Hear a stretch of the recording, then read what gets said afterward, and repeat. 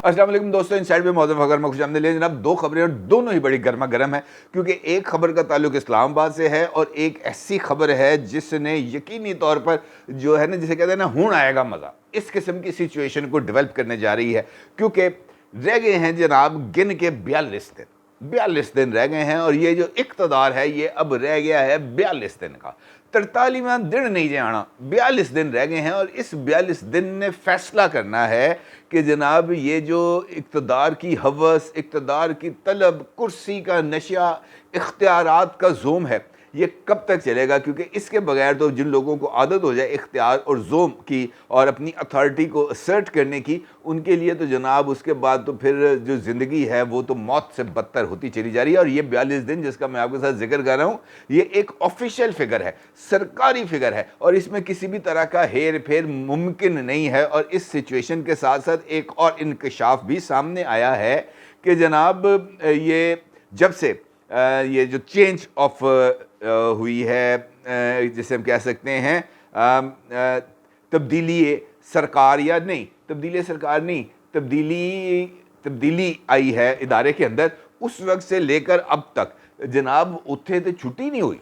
ये एक नया इंकशाफ है। अब यकीनी तौर पर मैं थोड़ा सा सस्पेंस क्रिएट करने की कोशिश कर रहा हूँ ताकि जल्द अज जल्द दूसरी वाली खबर पे जाऊँ और इसके ऊपर आपके साथ बाद में बात करूँ, क्योंकि आप यकीनी तौर पर जानना चाहेंगे जनाब ये 42 दिन का क्या चक्कर है, ये कौन से मामलात हैं जिसका मैं आपके साथ जिक्र कर रहा हूँ और वो कौन सा ऐसा इदारा है जिसके अंदर जो है वो जब से चेंज ऑफ कमान हुई है उसके बाद से छुट्टी कोई नहीं हुई। बड़ी इंपॉर्टेंट ये इन्फॉर्मेशन आपके साथ शेयर करूँगा, लेकिन उससे पहले जो मेरे नज़दीक सबसे ज़्यादा मामला आ रहा है, ऐलान जिसका किया गया है, वो है बुशरा बीबी के हवाले से।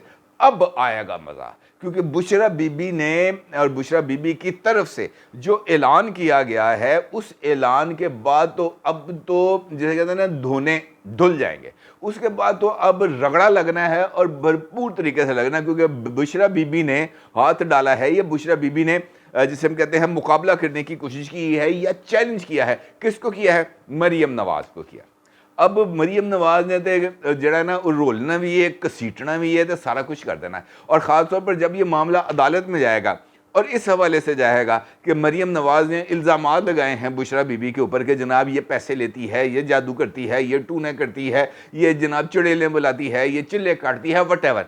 तो उनके तमाम एविडेंस मरियम नवाज साहबा की तरफ से भी दिए जाएंगे और फिर वहाँ पर मरियम साहबा की वकला की तरफ से जो बुशरा बीबी के साथ के हवाले से सवाल उठाए जाएंगे, वो भी बहुत ही ज़्यादा दिलचस्प होने जा रहे हैं। बड़ी ही इंपॉर्टेंट डिस्कशन है। मैं दुआ करता हूँ, बल्कि आपसे भी रिक्वेस्ट करूँगा कि जनाब आप भी हाथ उठाकर ये दुआ करें कि ये जो ऐलान किया गया है, जिसका जिक्र किया है फवाद चौधरी ने बाज़ाब्ता तौर पर एक प्रेस कॉन्फ्रेंस के अंदर, और जिसके अंदर उन्होंने कहा है कि जनाब बुशरा बीबी के ऊपर इल्ज़ामात व मरियम नवाज़ के ख़िलाफ़ ना सिर्फ कानूनी चाराजोई की जाएगी, बल्कि उनके खिलाफ फौजदारी मुकदमा भी दर्ज कराया जाएगा। और मैंने जिस तरह से कहा, दुआ है कि इस पर कायम रहे, क्योंकि इससे पहले भी कई मरतबा ऐलान किया गया ख्वाजा आसिफ साहब पर हद तक इज़्ज़त का दावा किया गया। ख्वाजा आसिफ साहब चले गए अदालत में, अब ख्वाजा आसिफ बुला रहे हैं, जज साहब बुला रहे हैं, लेकिन इमरान खान साहब जो है वो जाने पर मुकदमा जो है वो फेस करने पर तैयार ही नहीं है। फाइनेंशियल टाइम्स ने रिपोर्ट छापी जिसके ऊपर इमरान खान पर फाइनेंशियल करप्शन के बेशुमार इल्ज़ामात आयद किए गए। इमरान खान साहब ने हल्का सा जिक्र किया, उसके बाद खामोशी। उसके बाद जनाब इमरान खान साहब की तरफ से ऐलान किया गया शाहजेब खानज़ादा पर कि जनाब शाहजेब खानज़ादा पर UAE और लंदन दोनों जगहों पर, दोनों ममालिक के अंदर मुकदमात दर्ज कराए जाएंगे, हत्ता के इज़्ज़त के दावे किए जाएंगे। और उसके बाद इमरान खान साहब भूल गए। अब दुआ ये है कि जिस तरीके से ये तीन चीज़ें इमरान खान साहब भूल गए हैं, कहीं ये वाला मामला ना भूले। ये वाला मामला बहुत ही ज़्यादा इंपॉर्टेंट है बुशरा बीबी और मरियम नवाज के हवाले से, क्योंकि आज ही मुझे PTI के किसी बंदे ने टेलीफोन के ऊपर ज़रा गुफ्तगू हो रही थी। आपको पता है ज़रा हमारा काम है सुइयाँ लेना, कनसुइयाँ लेना, इधर क्यों हो रहा है, उधर क्यों हो रहा है, कोई थोड़ी बहुत इन्फॉर्मेशन मिल जाती है, थोड़ा सा फील पता चल जाती है। वैसे तो PTI वाले हमें ऑफिशियली लिफ्ट नहीं कराते, लेकिन ज़ाती तौर पर तो कोई ना कोई जो है वो दोस्ती ताल्लुक़ को सलाम दुआ रह जाता है हल्का फुल्का सा। तो एक बंदे से जब बात हो रही थी तो उन्होंने बुशरा बीबी के हवाले से मुझे इस बात का जिक्र किया कि अगर इमरान खान साहब हर दो सूरतों में, चाहे वो जो है नाहल होते हैं या नाहल नहीं होते, तब भी अब तक इमरान खान साहब इन लाइन्स के ऊपर बहुत ज़्यादा संजीदगी के साथ सोच रहे हैं कि बुशरा बीबी को कोई अहम हुकूमती ओहदा भी दे दिया जाए या शायद वजारत उस्मा बुशरा बीबी के हवाले कर दी जाए। अगर ऐसा नहीं होता तो उसके बाद फिर इमरान खान साहब की नाअहली की सूरत में बुशरा बीबी डेफिनेटली पाकिस्तान तहरीक इंसाफ को लीड करेंगी, इसके अंदर कोई दो राय नहीं है। और पाकिस्तान तहरीक इंसाफ की खैबर पख्तूनख्वा की क़यादत तो इस मामले पर ऑलरेडी इस बात की हमायती है। अब ये जो सिचुएशन आई है सामने, जिसमें बुशरा बीबी की तरफ से ये इरादा ज़ाहिर किया गया है मरीम नवाज़ को अदालतों में लेके जाने का, मरीम नवाज़ के ख़िलाफ़ फ़ौजदारी मुकदमा दर्ज कराने का, या उनको एक लीगल नोटिस सर्व करने का कि जनाब या तो आप माफ़ी मांगें या अदालत में आकर जो है वो इन इल्ज़ामात का सामना करें। तो ये एक दिलचस्प सिचुएशन होगी, दिलचस्प सिचुएशन है। और मरीम नवाज़ है मुकाबले में, तो इसका मतलब ये है कि जैसे ही ये काम शुरू होगा ये नई गर्मा गर्मी आ जाएगी, कोई नई ट्विस्ट आएंगे, कोई और अभी तक जो चीज़ें सामने नहीं आई हुई वो चीज़ें सामने आएंगी। अब हो सकता है कि ऐसी चीज़ें सामने आ जाएं कि बुशरा बीबी जो है वो बनी गाला में किसी जगह पर मौजूद हों और दरख्त के अंदर किसी जगह पर कोई कैमरा लगा हो और बुशरा बीबी जिस तरीके से कपड़ों का गोले बना बना कर फेंक रही हों, इस तरह की कोई चीज़ कैप्चर हो चुकी हो। कुछ जो है वो मुर्गियों के गोश्त जलाने की कोई वीडियोस भी हों। कुछ ऐसा भी हो सकता है कि दरख्तों के ऊपर कुछ धागे बांधने की, कोई इस तरह की चीज़ें बेशुमार मिल जाएंगी। ज़मान पार में बहुत सारे लोगों ने ज़ाती तौर पर भी ये चीज़ें बनाई हुई हैं, कुछ सरकारी सतह पर भी बनी हुई हैं चीज़ें। तो इसका मतलब ये है कि कुछ चीज़ें इसके जवाब में हैं जो सामने आएंगी। और उसके बाद ये जो नई लड़ाई है ये यकीनी तौर पर बहुत ही ज़्यादा मज़े का खेज़ हो सकती है अगर वो यहाँ पर कायम रहे। अच्छा, दूसरे इस मौक़िफ़ के साथ साथ फवाद चौधरी साहब ने एक मरतबा फिर इस बात का ज़िक्र किया है मुज़ाकरात के हवाले से।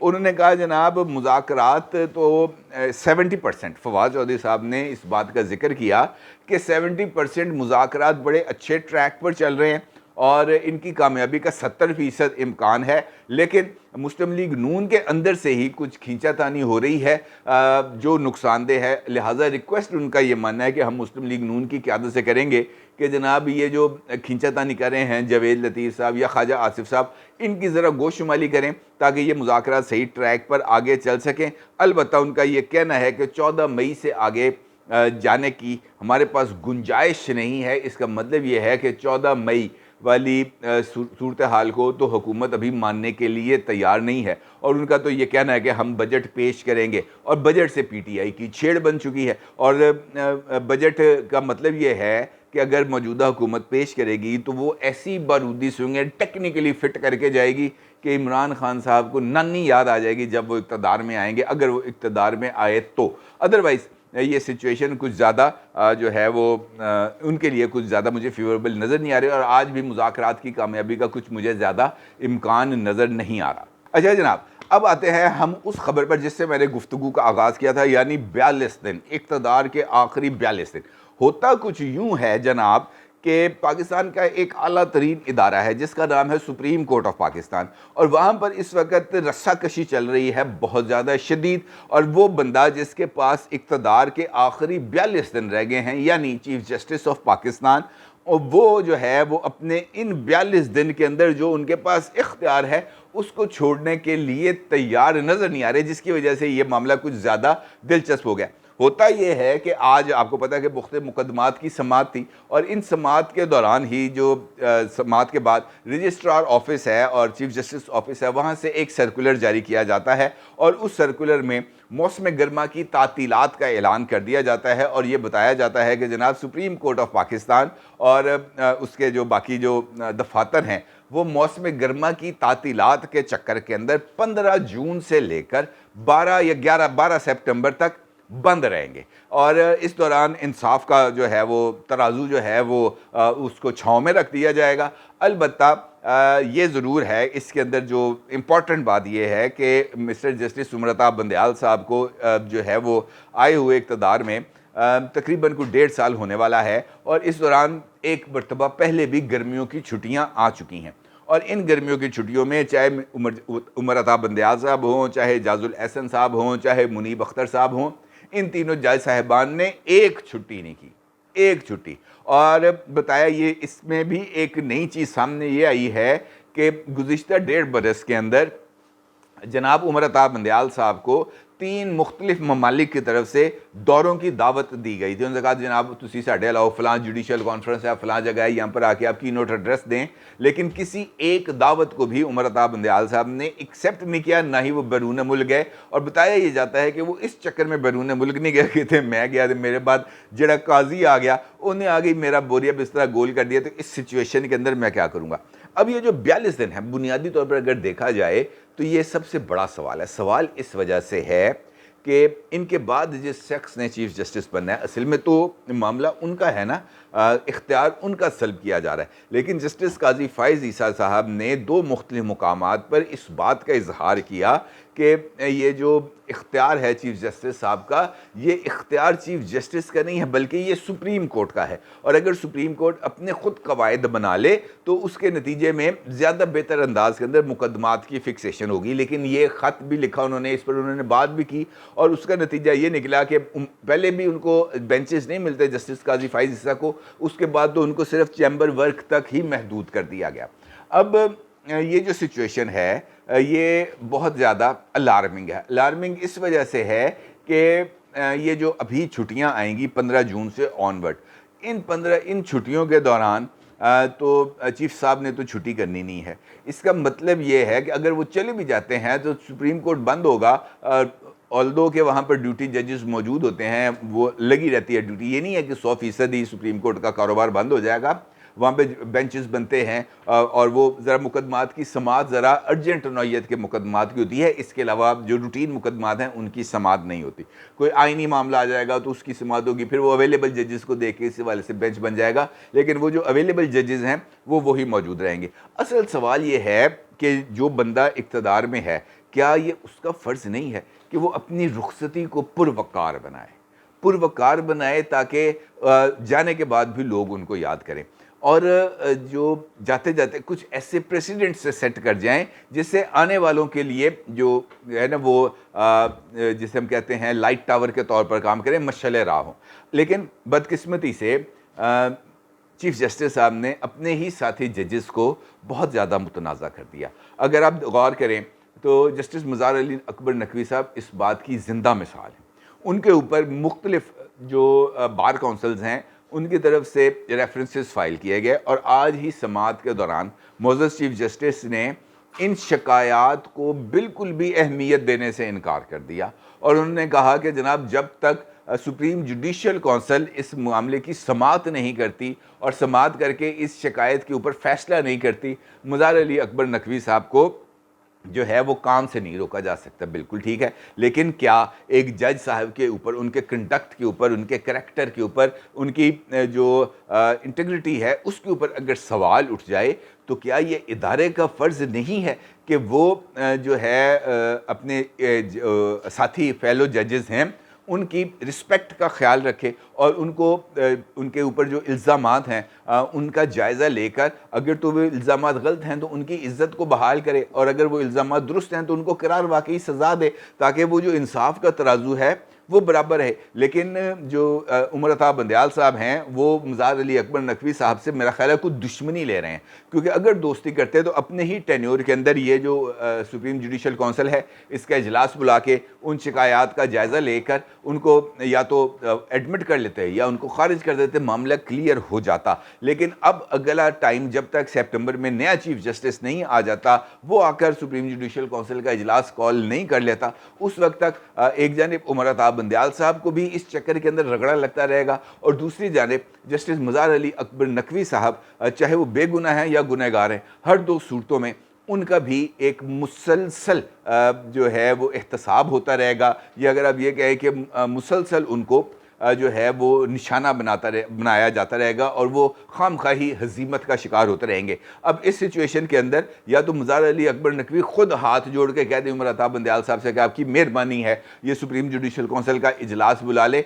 और उस वक्त तक नए जो है मुकदमात की समात से मजदूरी का इज़हार कर दे ताकि उनकी कुछ ना कुछ तो रिस्पेक्ट बरकरार रहे।